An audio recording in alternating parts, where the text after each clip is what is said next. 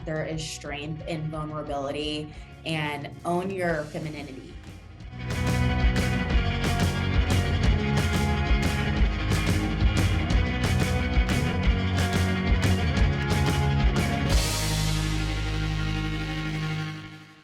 Troublemaker after the death of George Floyd, I decided to plan a protest and bring the community together with three strangers that I met on Twitter, Black Twitter to be specific. And we really wanted to have an event that was unifying, that brought people together and really gave everyone a voice to share what they were experiencing in the community. We had people of all different backgrounds come together, and it really was a pivotal moment in my life, and not just my life, in my career.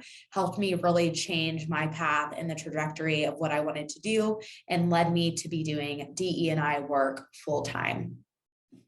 Inspire me are people who need better access to opportunities. I think working for one of the biggest staffing companies in the nation, I feel a huge responsibility to be able to open those doors and those opportunities. I always give credit to my dad. He doesn't have a college degree, but started in an entry-level IT help desk role, eventually grew into network engineering and then cloud architecture, and got to work for many different Fortune 500 or Fortune 1000 companies. And so I know that it is possible to break the stereotype of what it looks like to be in corporate America or to be in tech. And I think that we hold a really key position, and I take it very seriously to be able to provide people with opportunities. I think my dad getting that opportunity moved my family into a better neighborhood. I received a better public education. And then from there, I went on to pursue my degree and learn about roles that I didn't even know existed. So I think for me, again, working in the staffing industry, it's really, really important for me to extend that access. And every day I think about what we can bring to the field, what talent corporate America is missing out on, and really normalizing and being a representation for other people who look like me to get into the industry.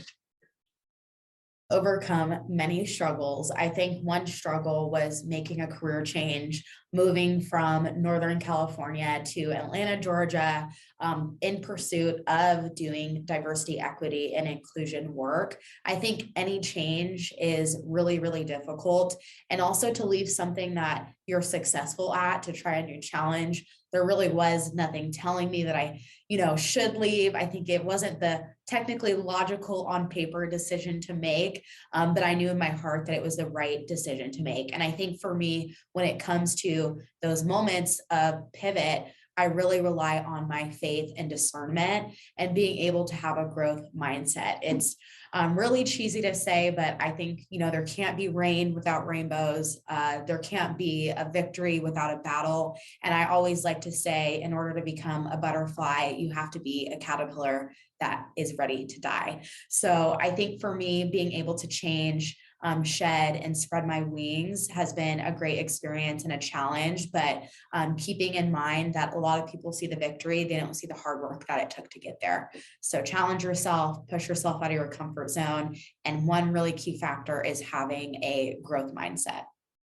I didn't know anyone in Atlanta except for people who worked at Insight Global, but we are a very family-oriented culture. So I quickly got friends who ended up feeling like family, and I am really enjoying it here a lot more than I thought. But I think there's a lot to learn for pushing yourself and going out of your comfort zone, growing into a new person. And I think when I'm manifesting for, the next phase of my life, I don't know when that'll be, but moving outside of the country, really getting that diversity of thought and experience and exposure. So I think for me, this was really my first step to push myself out. When you move, you can kind of create a new identity and be who you want to be. So although I didn't know anyone, I think it was the right change for me at the right time. To take up space. Don't be afraid to speak up. Being in the staffing industry, one thing that I learned is women don't apply for jobs unless they feel 100% qualified. And hate to bring up politics, but I know Kanye West thought he could be president. So I always channel my inner Kanye West and say, if he thinks he can do that, what can I do? What can I achieve? Really being able to break those barriers. And if you don't see someone that exists in the same way that you do, really being able to take up space and make a seat for yourself as well.